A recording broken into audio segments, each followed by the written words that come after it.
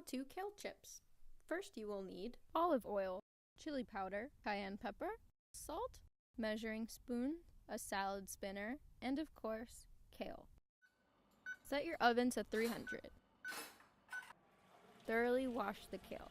Then you're going to separate the leaves from the stems. You can actually keep and eat the stems with hummus as a little side snack while you continue to prep the kale chips. I like to separate the kale into little palm-sized pieces so when they shrink in the oven, they'll be perfectly bite-sized. Then you'll want to put these pieces straight into the salad spinner and spin it up. I thought that my spinner was one of those fun push ones, but it turns out it's not, so here I am figuring that out.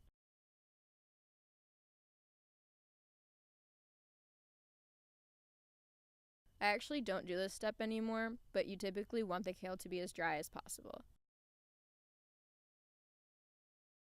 Next, you want to add a tablespoon or 3 of olive oil and really mix it in there. Try to get all the crinkles and leafy parts oily. Then a few dashes of salt, more or less depending how salty you want them. Do the same for the cayenne and chili powder, although I recommend doing less of the chili, but just enough to give it that kick to the taste buds. I actually don't know why I didn't film the tablespoon measuring cup things because that probably would have been way more helpful, but honestly, after enough practice, I usually just kind of eyeball it, and maybe you will do. Mix it all up one last time and spread the pieces evenly on the tray.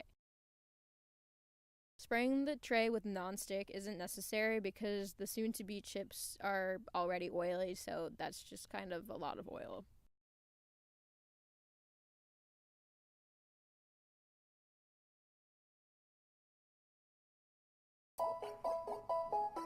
Wow.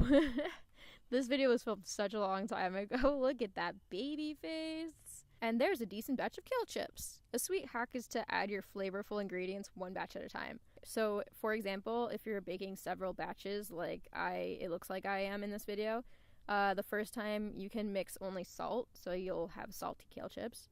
Then add cayenne, so then that second batch is spicy. Third batch, add nutritional yeast, then that third batch will be cheesy. And a little salty and spicy, of course, but not as exaggerated as the previous batches.